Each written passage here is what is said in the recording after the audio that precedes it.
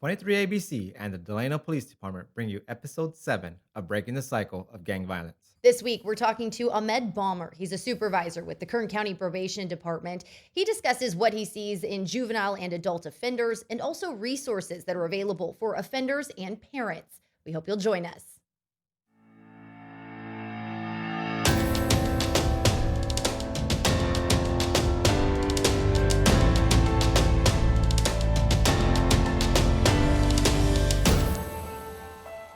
Welcome back to Breaking the Cycle of Gang Violence podcast. This is episode 7. We'll turn things right over to Joe to introduce us to our guest today. All right, today we have Ahmed Baameur. Ahmed Baameur with the Kern County Probation Department has been there for approximately 19 years. His experience includes investigating and arresting juveniles and adults who have engaged in possession, use, trafficking, and sales of narcotics and other dangerous drugs, as well as firearm-related offenses, while these people are actively participating in criminal street gangs. Currently, he's assigned as a supervisor of the high-risk offender unit. Mr. Baameur. Good afternoon. Glad to be here. Thanks for joining us. I want to dive right in. Can you tell me what a normal day in the life of you is doing your job? That's the beauty of it. There is no normal day, and I've been, looking for a better paying job for the last 19 years, but I'm having too much fun, and there's too much interesting stuff going on as a probation officer. So I'm not plugging that for my department. I'm just saying that some days you can come in and be inundated with personnel stuff, paperwork. Other days you are doing investigations like Joe just talking about, involving criminal street gang members, firearms, serving warrants, preparing papers for the court. So there is no average day, but usually, like any other branch of law enforcement, some of your job is reactionary. So we see the same news clips, we hear about the same shootings, we hear about the violence in the community, and so sometimes when you come in, you're going to be a part of that as far as holding people accountable, and then also linking folks with services. So It's all over the place. Yeah, it definitely is. So when you're talking about specifically cases that have to do with gang violence or offenders that are related to gangs, what's challenging about working with those individuals? I think one of the biggest hurdles, and I think other folks in law enforcement will agree, is kind of the code of silence, or the inability of people, or not inability, but fear and intimidation that's involved when it comes particularly to gang violence within our community. That and kind of overall acceptance. I don't know how many times you've heard the phrase "keep a gangster." That's gangster. That I don't know if that's cool. It's like using the word pimp. That's something that we've kind of accepted as a group and a community. I can't speak for everyone, but I think that you get kind of desensitized to it, and that can be a hurdle too. That's something that kids look up to, as opposed to looking up to being someone in the military, law enforcement officer. So, For those who aren't familiar with probation, what does probation do? What is the role? great question. I don't think a lot of people know what we do in the community. Mm-hmm. From being responsible for juveniles that are on probation, that are incarcerated. We have Camp Irwin Owen, Kern Crossroads facility, and Juvenile Hall. We're responsible, like the Sheriff's Department is, for inmates at Lerdo, at CRF. We're responsible for juvenile inmates, and all the way from Juvenile Hall up to our treatment programs. That's one end of what we do. We also supervise juveniles who have been arrested by law enforcement, go to court, and get assigned probation. Basically, you're going to be waive your Fourth Amendment rights of search and seizure. You're going to participate in treatment programs, go to school when you're supposed to, abide by all of the laws and curfew, et cetera, on the juvenile side. And then on the adult side, kind of the same thing. It's after the hook and book process. We're responsible for linking folks with services while at the same time holding them accountable for their actions. And we have a whole branch or whole arm that does recommendations to the court and does that court side of the law enforcement spectrum. So if I'm forgetting something, I apologize. I'm sure there's probably There's a a lot. lot more, Yes. right? But in general, that's a good way to kind of encapsulate it. Can we talk a little bit about specifically with the juveniles? Because throughout the series of the podcast, we've talked about a lot of people have had the opinion of attacking the problem young, when they're Sure. young, right? To prevent it from happening and focusing on that. So when you're in touch with some of those juveniles who are on probation, what is the mindset and how do you see that evolve maybe the more times you see them or throughout the years? Yeah. No, I think there's definitely something to be said for early intervention, and that starts before a kid is, even old enough to be able to identify with anybody other than their parents. And I definitely, when I say this, I'm not saying that the root cause of gangs is the parents. I'm just saying that parenting and skill building when it comes to parenting is one of the most effective tools, looking from my seat. And evidence-based research also shows that if you can start before we get to these risk factors, at ages 9 through 12, and really focus on giving parents resources and skills to help with that parenting, all the challenges. Everybody knows how difficult it is to be a parent. Imagine doing that when you're growing up somewhere where you don't have the protective factors that we do. So I think that the sooner that those skills are kind of relayed and practiced, the higher the chance is that you're not going to find yourself in a situation where your kid is a victim or a participant in gang violence. Bad things happen to good people all the time, but if we're looking at statistics, if we're looking at kind of embossing our protective factors, I think that's definitely something that would make an impact. Hmm. How do you see some of those young kids? Because you said 9 through 12. That seems very young in my mind, but obviously I'm not disconnected. I know that things are starting at a young age. What is it like seeing kids at that age? What's their demeanor? How do Sure. they act? I don't know. I mean, Joe can talk to this too. I don't know if you remember some of right here in Delano, younger brothers of other dudes. So when the emulation, dad's not in the home, emulation is now of the older brother. And so regardless of whether you're 8 years old or 12 years old, you're looking at what your role model's doing. And if that role model is, participating in a criminal street gang or is putting in work, then that's something that you're going to emulate even at that age. And it might not look the same. It might not be as dangerous in our eyes, but walking the walk, talking the talk, identifying, that starts and it begins that mindset that can lead to engaging those activities before they even know what they're doing. And in a sense, you kind of see it encouraged from the older sibling. Little brother's acting like me. I was like, oh, that's cool. It's so funny. Come on, let's go hang out over here. Let's go for a ride. And then they're doing whatever they're doing. So yeah, you do see that, and you see the moment, I guess, when the older sibling is proud of his little brother who's acting like him. Yeah. And I mean, if you ask somebody, there's a lot of dudes that I ask, hey, do you want your younger brother to turn out like you are? Oh, heck no. No, sir. There's not a chance. But what are you doing? Words are words. But if you, don't be about it. You can't, if you're talking about it, or be about it. And if you set an example through action, then someone's going to follow that. Regardless of what I say, it's what I do. So, maybe they have the best intentions at heart, but if you walk the walk, that little duck's going to follow. Do you see it with some of the younger kids that you're interacting with, where they're almost shocked that they're in the position that they're in? Do they not even realize that they've gotten to a point where now they have consequences for what they're doing? Kind of like what we were talking about before the show, just like the parent that's in that situation where they just realize, oh my God, what happened? It's usually at that point, in that moment, where it's a little bit too late. Hopefully it happens earlier. So you get kicked out of school for bringing a knife to school, and there's some kind of gang impetus involved. There's some kind of connection. The school resource officer passes it on to the intake probation officer that's doing the report, and then we can kind of link services, or the community as a whole can. But unfortunately, sometimes it ends up where you got a 15-year-old or a 16-year-old that has done something or been a victim of something atrocious, that they go, damn, this is what this means or what it feels like. Even though you've seen it, living it is something totally different. So, what is the evolution that you see through younger adults or teens or kids, really, as far as like maybe the first time that you run into them, and then if you run into them again, how does the attitude, how does the demeanor change, or does it? So, and that's one thing that's kind of, it's not, the word's not cool, but fascinating about working within a department like probation is that my first gig was in placement, juvenile placement. So you got kids that are removed from the home for various reasons. Could be that the home's not stable. The parents aren't considered suitable by the state to raise the child. They get removed, put into a group home. So being able to watch a kid, I have one guy that always sticks out in my mind in particular, from age 12, 13, he's on juvenile probation, obviously, removed from the home, watched him all the way through 18, and then I was reassigned for a while, and then I get to see him when he's 24 years old, out of prison.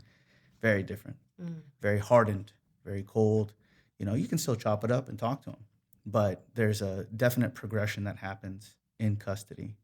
And that's not just a progression as a person involved in gangs. That's a progression as someone who's in the system, for sure. Yeah, can we talk about that a little bit? What do you see as far as people coming in and out and how they change, and why do you think that is? Probably, I mean, and I'm not an expert by any means, just exposed to it a little bit, I guess. But I think that when you're in custody, there is a lot more stringent rules and structure. And there's certain things you can say, certain things you can do, ways that you wear your clothes, your socks got to be all the way up. You can only associate with certain folks. You're expected to do things. And detention officers can speak to this a lot better than I can, but that's the structure and the world that you live in.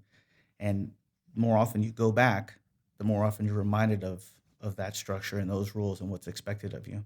And then you kind of come out to chaos on the streets, which is a little bit, or a little bit less structure. So there are youngsters that hate it. They can't stand it. And a couple stints at juvenile hall. And then, of course, the wraparound and the resources involved afterwards through community members. And it doesn't have to be cops or probation, faith-based organizations, community-based organizations, parents, relatives. That's what really, in my mind, is the key to prevention. But without that, and you keep on going back, and more is expected of you. Mm-hmm. There's been conversations throughout the podcast of people questioning, like Judge Tafoya specifically brought up, he has to weigh the option of whether it will do more harm than good to put somebody back into somewhere where they can't bail out because the bail is so high. What, I guess part of my question, he was talking about potential negative effects that you'd be exposed to within the system, even for juveniles. So inside, is there gangs inside, and is that giving them more exposure? Is that why they're coming out different, do you think? I don't know if anybody can tackle the prison system, Right. but there is, yes, I do think that that there is a definite progression. I do think that there's more expected of you, and I do think that it does have a negative impact on someone who's trying to increase their protective factors. Are you exposed to? Are there gangs that have influence within the prison system? Of course, definitely, and I mean, there's an old adage, right? No matter what, if you're going to live that life, you'll end up in here with us, where we can control you, and that's what the prison system does as far as gangs go. And there's definitely ties to the outside too. But I mean, the judge is right. If you're going to weigh community safety or a potential victim versus someone's maybe getting hardened or losing the opportunities that they otherwise would based on a crime, then yeah, that's a tough gig for sure. Does it help incarceration by itself? Not a chance. Everyone knows that. I mean, that's I'm not gonna say everyone. That's research shows, evidence-based practices and intervention show that hardcore supervision and incarceration without any kind of treatment can sometimes have the inverse effect, negative effect. But I mean, as a law enforcement officer, do I hate it when I see folks that I know have committed crimes or are really hurting their own families and the families are letting them to a certain extent? Do I hate to see them get released? Yeah. Mm-hmm. That's the system that we live in, though. You got to try and link them with other services too. Yeah. I want to talk a little bit about, I'll say specifically juveniles, just because I feel like they're the ones who can be influenced the most. Do you see them who maybe they're not associated with gangs or particularly are part of a gang, but then they go into the system, they come out and they're either a little more associated or getting pulled in? Do you see that?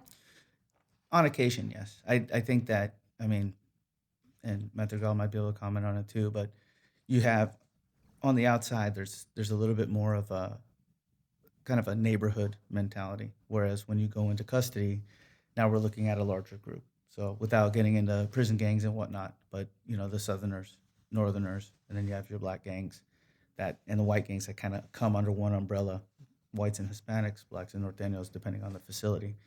So you kind of lose that neighborhood or that block mentality when you go in. That doesn't mean that it's the gang portion's replaced or gone. It's replaced by an allegiance to something that's bigger in the prison gang system. So if you are a certain race and you go in and you don't have necessarily a strong hood or neighborhood block tie, yeah, you're going to be pressured for protection and to be able to survive your time in prison, to fall under one umbrella, no matter which one that is that you fall under.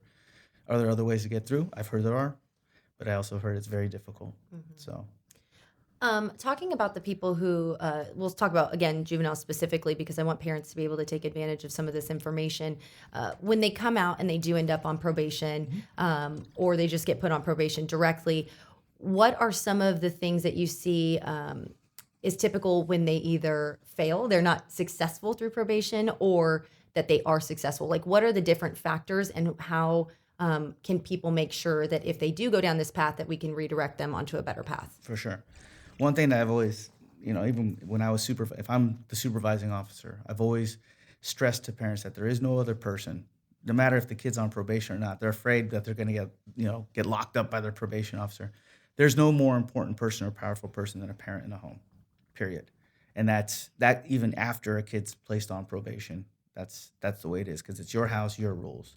And there's a couple of programs out there, Parent Project, Parents on a Mission, that are awesome programs that help revisit, that structure in the home and provide single parents with the resources, skills, and a network of a kind of support. So when that's in place, if a person is asking for help, and as there's a kid on juvenile probation, if they're not getting the help that they need, then you keep on running it up. Talk to the probation officer, supervisor. But don't forget, no one replaces you as the parent, and I think that's a big part of it. He's grown. I need you to handle him. Nah, dude, that's your kid, period. And that kid will be your kid until either, hopefully, they, God willing, they move out and start a productive life themselves, or it gets to the point where they keep on reoffending, and we have to address them through the criminal justice system, which to me is a sad thing. These are a lot of these issues, like we talked about, if they hit early, would not kind of progress or escalate into what we see as far as shootings and home invasions, et cetera. Now, the two organizations you just brought up, I've never heard of them. So is that open for anybody and everybody to talk to those organizations? Yeah, Kern County Superintendent of Schools website has Parent Project.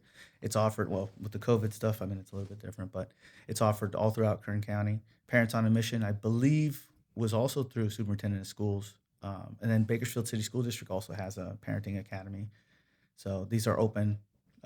Availability and whatnot is through them. It's a separate agency, sure. But it's a pretty impactful program. It's good stuff. Yeah, that's interesting. So do you think part of the issue could be that parents don't necessarily know these resources are available, or do you think they're just not taking advantage? It could be a combination. I know that just looking from the outside in, I know that when I am either supervising a household that has a probationer in it, that single mom, 3 other kids, trying to work full time, and you're talking about going to a class in the evening, it's rough. It's rough. I understand that. So it could be a combination of things. We spend a lot of time advertising Coca-Cola. Maybe we should put Parents on a Mission or Parent Project on a billboard and push that. We spend a lot of time pushing Flamin' Hot Cheetos, and it's a societal, ranking of importance, and so. So what are some of the signs that you do see when kids do start to redirect onto a better path? What qualities are you seeing, or what are you seeing the parents do or community do that helps get them on that better path? I think that a big part of it is the communication between the parent and the kid. And, there is no space between a child and his kid. You want to have privacy, that's fine. But if you live in my house, I know what's going on. I make it a point to talk to your friends. Anyone can come over that wants to, but we're going to vet them, screen them. I'm going to talk to them. If you go somewhere else, I'm going to go meet the parents. So that's the difference, is that you see folks and the kid. Initially the kid is like, dude, my mom is all over me. It's crazy. I can't say, I'd rather go back to juvenile hall than have to stay here, I'm talking juveniles, but this is also 18 to 25-year-olds. Let's be honest. A man isn't a man until, in overseas, they say like 30 years old, in Morocco, where my dad's from. But that degree to which the parent is involved, and then also a definite, clear pulling away from friends. So you can't do it half booty. You can't do it half in, half out. You're either all in or you're all out. You can still be you, but if you continue to associate with people that are engaged in criminal activity or in gang activity, you will get sucked back. It's hard enough to do it cutting it cold turkey, and a lot of times that happens too. It's sad. Dudes that have been out of the game for a while, there's still grudges that are held onto from before. They still want to make an example of them, blood in, blood out, and that's the most tragic, I think, is when the guys kind of turn it around for the last 2 or 3 years, and then all of a sudden, it sucks. Yeah. Can you talk a little bit about that too? What success stories have you seen where people, especially maybe those who are a little bit older, decide that they're done with that lifestyle and they want to move along? How do they make that transition and get out and then move forward? Yeah, definitely. It's the mindset first. A lot of times, family, it helps wake a guy up. As a father, kind of seeing the degree to which that you getting hurt is so much less than someone that you love getting hurt, like your child, and being able to be there, getting tired of getting locked up, losing your job because you're doing these things that you're engaging in criminal activity, and that ultimately it's hurting not only your woman, but or your wife or baby mama or whatever, but the kids that are your biological makeup. Mm-hmm. So that seeing that what the success stories and a lot of times I don't see them, to tell you the truth. As probation officers, the only time I see you again is when right. I'm running into you on a home call or a warrant service or whatever. But the ones that we do, when I do bump into people at the grocery store, usually it's moms, right, that'll tell me, hey, what's up, sir, Mr. Baameur, what's cracking? Jimmy's doing good, and this is what's going on with him. Sometimes it's a total separation. Sometimes they're gone. Another state, another county. Sometimes it's just, kind of getting to the point where you can get comfortable with yourself and you start living that life where you're not associating yourself. You're still there, but you're not associating yourself, and hoping that people respect you enough to leave you alone. I want to talk a little bit because that just sparked something in mind when we talked to Sergeant Nunez, is like the rapport that you build with these individuals. To a certain extent, you have a job to do, right? Mm-hmm. But you do come in, it sounds like, with some form of respect, like, hey, you do what you're supposed to do, I'll do what I'm supposed to do, everybody's good, and we move forward. How do you build that rapport to begin with? I think that a lot of it has to do with the fact that and I'm speaking on behalf of probation officers, we go to the houses over and over and over again. And I'm old, right? So I got 19 years. There's a couple dudes. I'm like, hey, what's up? You're the dad now of the kid. Mm-hmm. And I'm just there doing a lot of times it's not intentional. I'm going to go look for this guy's kid. It's not at all. It's like, hey, dude, this is your kid? Wow. Mm-hmm. So, it's having, I guess, the opportunity and ability to work with people, not only holding them accountable, but providing them with opportunities too, it inherently builds a relationship. And also the fact that, dude, we're going to be there again. So there is no need to be disrespectful to anybody. It's counterproductive. And a lot of times finding a way to talk to people about things other than their terms and conditions of probation, identifying goals, what's important to them. You especially our officers that are in custodial settings, those juvenile correction officers do a hell of a job talking to kids about life and using every interaction that they have to help do some kind of positive redirection. Because if you only talk about all the negatives, that's what you're going to get out of it. But that's how you build a relationship. I think it's communication. Mm-hmm. Speaking of, when you say sometimes you'll run into then all of a sudden the father of a son that now mm-hmm. maybe you're working with the son, seeing repeat offenders, what is that like for you? And then also that sounds a little bit, not that it's always true, generational. Can you kind of talk about both of those and then how you deal with it and approach it? Yeah, I think that, and Joe can probably speak to it too. I feel bad because I'm hogging this. It's good, man. I'm just eye candy. You are, huh? You're doing a great job. Thank you. I think that, you'll hear a last name in a certain area, and we don't get calls for service like the PD does, but we'll get information, or I'll get someone assigned to one of my guys' caseload that works gang specifically, and I'm like, oh, here we go. This is what we got, and that's something that we need to get over, because that kind of stereotype or that name association isn't always right.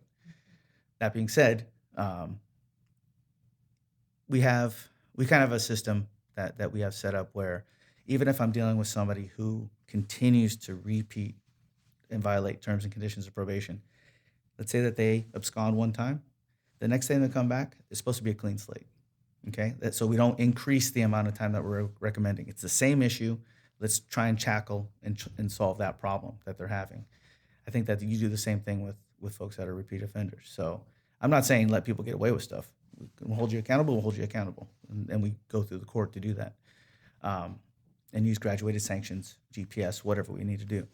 But if you just keep holding on to that bias that where I'm like, dude, this guy's going to screw up no matter what, then you know what? A lot of times you're going to be right, but you're also going to have a pretty crappy relationship with that person because you're treating them like a lot of other people have and people do. You know, if you want to bet, you want to make money, go to Vegas. But if you want to bet on people, then you're gonna draw even, man. And at the end of the day, you're gonna be like, it's easy to say this guy's gonna screw up. It's super easy because statistically, you're probably right. What is it? 8% of the population commits 88% of the crime. So if I'm gonna bet that this guy's gonna do something else, yeah, that's easy money. But we don't need that, you know. Yeah, that's a good question to ask you though too. When you do see those repeat, and he brought up specifically like a call with a last name that it's an area you go to a lot, and that last name is associated with maybe a house. How do you guys approach that when you're going to calls for service? We definitely, if it's somebody that we constantly are in contact with, sometimes prior we actually call you guys. Hey, we're going to so and so. Oh yeah, and sometimes they're like, oh well, hold up, let me go with you. Yeah, wait for us. We'll go with you. But yeah, we definitely, depending on the crime, there's cautions that you have to take when you approach a house, especially if it's somebody who has a violent past. But if it's somebody that is just caught in the system, that maybe potentially be on the fence, he's here, but we want to bring him all the way back over. You definitely do proceed with trying to build that rapport that we talked about earlier. How do we get him back? And we do explain to him like, okay, this is the stuff that's available to you. Are you willing to do that? Sometimes they'll say yeah, which is cool, but sometimes they don't follow up on the information that we give them. So the fact that they're saying yes and not following up, I mean, I think it's a step forward, but it's just getting the resources, and we'll actually contact them. Hey, this guy needs, says he wants help, he wants out. And, then they jump on it and proceed with whatever they do. Mm-hmm. And just Ahmed and I, how long have we been on the streets together? We've known each other for quite a long time. So we've been to these places out there together. So we know the same people, even though they're based out of Bakersfield. Like, we know the same people. We come in contact with the same people. And if there's ever, we do need information, we call them, and they're like right off the top of their head. Hey, what do you know on this guy? Oh, okay, let's go. Let's do it. Okay, so I have two questions on that, and either one of you can answer. How does a police department and probation, how do you guys work together? What is that relationship like?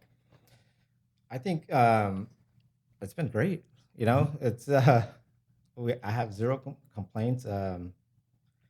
If we need anything, we call them. So what Kern County has, they have kind of what's called the street interdiction team, where we have where multiple agencies get together, and primarily we're always like, okay, probation's on it.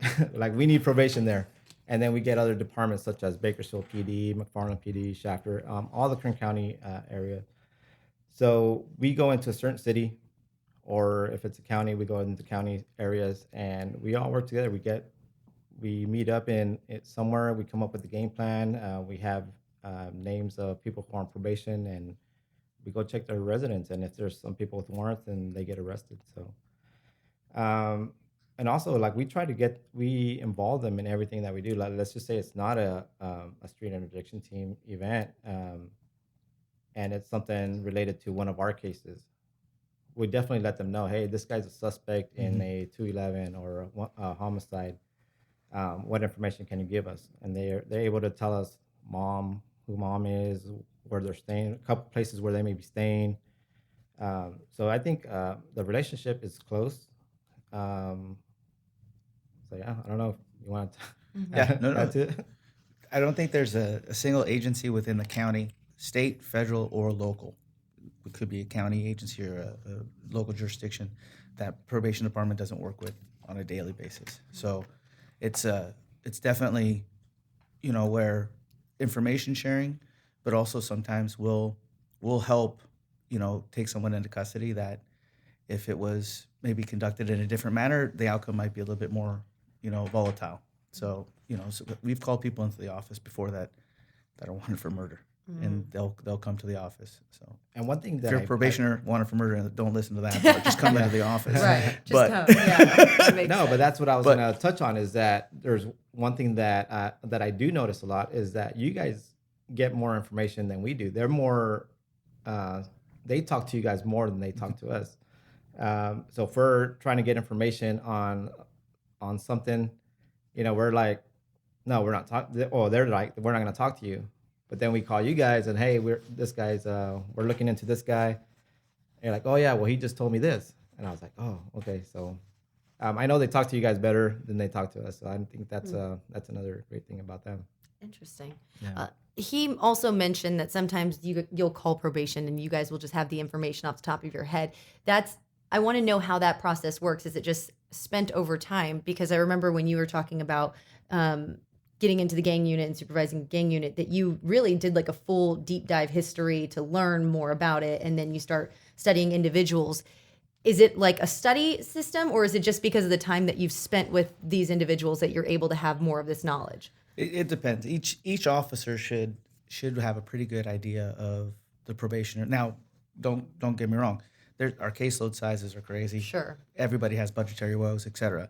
But when you work a specialized caseload, it's our hope that you know as much about that person for information sharing, for being able to find them. I mean, how am I going to know whether or not you're doing well unless I find you? How do I get a raw, visceral view of what you're doing unless I know your real address, which is plenty of people that give shell addresses out there. It's a game that's played, and usually not by the people that are ready to turn their life around. Mm-hmm. But you would hope that each person that we kind of get a background of who they are, what they're about, their associates, the family structure, et cetera, because that helps you identify what's important to them. Identifying what's important to them helps you establish goals that are realistic and objectives that are realistic. So yeah, it is. I mean, the rapport that's built is to tailor a case plan for that person. But you also, I'm going to the house. I'm running into people that they hang out with, meeting their second brother who we had no idea that was the same, different last name, same household, same brothers. And I think that spending that time and hopefully seeing someone in their house once a month, you learn a lot about them. But then you also learn a lot about that particular gang area, that neighborhood, their associates. You see the tagging every day, just like somebody on patrol. Mm-hmm. Yeah. But we look for that. We look for the higher score offender unit has 5 officers that are dedicated to gang witness expert testimony for the court and working with gang members and holding them accountable, new law violations, treatment, whatever. We also have a group that handles the sex offenders, 290. So we have 3 officers doing that.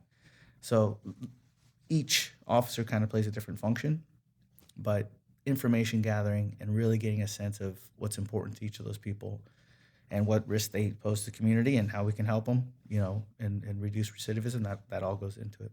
Sorry if I rambled on that one. No, yeah. When you're seeing people who do get out, right? Maybe they make somewhat of a clean break. They're getting on the straight and narrow. Do they ever get drawn back in? And if so, do you see factors that are contributing to that? Mm-hmm. And what are those factors?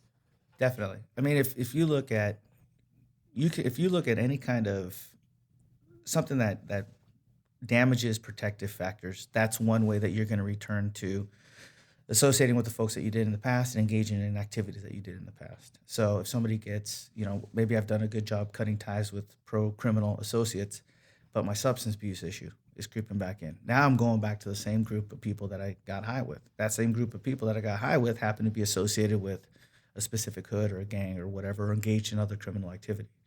So when you have kind of those acute needs that pop up, substance abuse, housing, let's say you go through a grave or a nasty breakup, a domestic violence issue, whatever, then yeah, that's an indicator that you could be reverting back to, your previous associates. And it kind of sounds lame when I'm saying it like that, because you don't turn off a switch and turn on a switch as far as active participation in a criminal street gang. Mm-hmm. You can't do that. Right.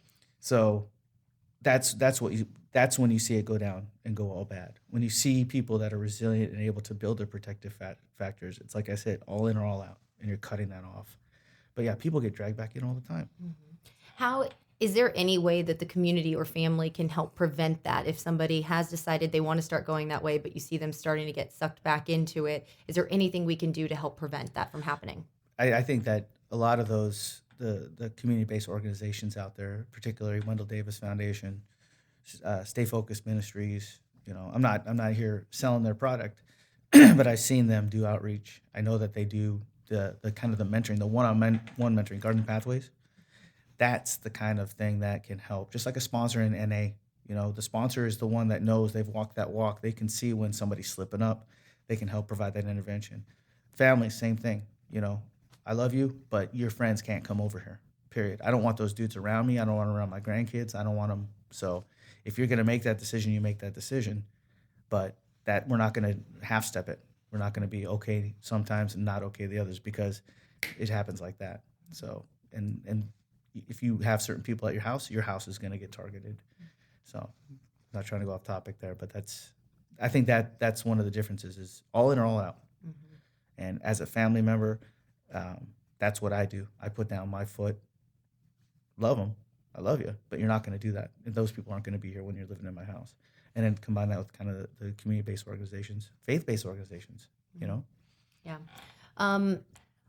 On a personal level, I've asked several people this that we've interviewed. How do you deal with all of the things that you deal with on a daily basis and not take it home or not become hardened? What do you do to kind of process that or to separate it? Everyone compartmentalizes, but I have a great family, So I got a great wife and love my woman and 5 awesome kids, and I got my folks and mother-in-law that are all good people. So that part of it's easy. And then, we probably have ways that we deal with it that aren't appropriate. Like we would joke, if you don't laugh, you'll cry, dude. So on a lot of stuff. But I also think that if you kind of, look at people for what they are, there's not many differences between us. There's some bad decision making. There's some cold dudes out there. Don't get me wrong. There's guys that I like almost everybody. There's guys that I really don't like because of the degree to which they have no empathy for other people, and they're cruel and sadistic. There's dudes like that, but they're very few. A lot of kids they just do some stupid stuff, and they're afraid, and fear drives people to kind of find other folks that are like-minded and create their own little group that they can protect themselves. It's kind of cowardice. You would hope that people would do more sticking up for innocent folks or people that can't defend themselves. So, but yeah, it's just living life. I still like teenagers, dude. Mm-hmm. That's kind of crazy, huh? Not just my teenagers in my house. I can go, I coach some kids. I can go to school, and at first, teenagers, they get to you, man. But I think that's the gauge is when I stop liking teenagers, I got to find a different job. Not all of them, but I still they crack me up, man. Kids are funny as heck. Mm-hmm. So you said you have 5 kids. So what specifically in parenting or how do you approach your children because of the job that you're in? How do you approach your children, and what do you do that you think other parents may benefit from hearing about? Sure. Everyone's circumstances are different, so I'm not a parenting guru, but it starts with your woman. My wife she still talks to each of our kids every night. Without my wife, it'd be a different story. Who knows? We'd all be screwed up. So, taking time to really communicate with our kids, I think, is something that's huge. And then also, like I said, we call them spot checks. If you're going somewhere, don't be surprised if you don't see me cruising by and checking it out. So that parent project, I helped facilitate it when I was a younger PO. I learned more from that than I think some of the parents in the room did by teaching that class. I took that stuff home and I used it. And, my wife was always like, we don't need that to be a good parent. She's right. She doesn't need it, but I needed it. It helped me out. But, growing up is hard enough as it is. You need to be, as a parent, you need to be on top of what's going on. And if your gut tells you that something's not right, follow up. If I'm telling my kid, you're not going to hang out with this guy, what's the alternative? Church, sports, a positive mentoring, a positive relationship. If you don't have a father, finding some kind of outlet I'm not saying shack up with every dude, right? Because that's a problem too. And I'm not trying to sound insensitive, and that goes for men and women. When we start worrying more about ourselves than we do worry about our kids, then that's when evil kind of penetrates the household, and that's gangs, drugs, everything else that we're facing as a community. So, how do you, in your years of experience, think that we could break the cycle to get people out, right? To stop that gang violence from happening? Um, I think that really, I guess, investing as a community, it doesn't necessarily have to be monetarily. That always helps, but it's investing as a community into early intervention and prevention, and helping identify groups and subsets, not just by race and socioeconomic status, but maybe by intergenerational issues, maybe by using some kind of assessment tool to help identify kids that are at higher future risk for either delinquency or getting wrapped up into street gangs, and providing that support to the parents before it becomes an issue. So there's ways to do it. The folks in the Ivory Towers got it all figured out. We just got to put the resources towards it. And I think that that's really the key. And then also owning this as a group and as a community. Gang violence doesn't just affect people that live, on the road over on MLK or up on the hill or in Heroin Heights. It affects everybody, because your kids go to school with other kids. They could be at a park, they could be somewhere, and it could happen to anybody. So don't pretend like you can live, somewhere else and not be affected by it. So own it as a community. That's all. I think that would be a great start. Yeah. I have one more other question that just dawned on me. If somebody's child ends up, making a bad decision, ends up on probation, what would you say to them if they really just think, oh no, my kid is just ruined? Is that something that is logical or not, and why? Yeah, no, you bought and paid for, dude. You can't return this item to the grocery store. You can't lean on anyone else to fix your kid. Kids make mistakes. All kids do. I mean, if you look at substance abuse, there's a reason that there's relapses, and there's a reason that you create plans for relapse. Same thing happens with kids. And it could mean, we call them felony and misdemeanor offenses. You do something that really hurts somebody else, or puts your life in danger, is very self-destructive behavior. That could be a felony offense at home. That we gotta react to that, do an intervention, find out the cause, and make sure it doesn't happen again. But if it's smaller misdemeanor stuff, it's not the end of the world. That's your kid. Own it and find out what you can do to get help. And if I'm looking for marital advice, I don't go to a gigolo, right? If I'm looking for advice on how to raise my kid, I don't go to a dude that has no business raising my kid, or someone on the block, or someone that maybe continues to live that life, or engage in criminal activities. I'm not going to go to them. I might go to a faith-based, community-based organization, ask for help through whatever resource. Even the probation department or juvenile programs unit have program specialists that do groups with kids. So don't give up, never surrender. That's it. I have one last question for you. Yes, sir. So the last couple months I've been on patrol, and it feels like the complaints that we come in are usually from parents who kids are on probation. And part of their issue is that they feel that police officers don't have the right to check their kid if they're on probation. That's only by the probation department. What would you say to the parents that think that? So believe it or not, we get the same kind of response from a parolee that says, you can't do a parole check at our house because you're not my parole agent. Or people that are on probation to a certain officer, you're not my PO, why are you here? Any juvenile, any adult who's on probation or parole can be searched. Their person, their property, their vehicle can be searched without a warrant at any time. That can be the middle of the night too. We usually don't conduct business, at extreme hours, but in extreme cases, we definitely would. So if you're on probation, if you're on parole, even if you're on court probation, don't put yourself in a situation where you could be obstructing an officer. If an officer is there to do a probation search or a probation check, it's for the right reason. It's for a good reason. If you got nothing to hide, you got nothing to hide. And if you do, then maybe it's time to start making some different life choices. So, All right. Well, thanks. Yeah, I just kind of needed that for educational purposes. All right. This will do it for episode 7. Special thank you to our producer, Benjamin Olivar, our behind the scenes guy, Rafael Silva, our guest for today, Mr. Ahmed Baameur, your host, Jessica Harrington, and I'm Corporal Madrigal. We'll see you next week for episode 8, where we'll have Chief Navarez as our guest.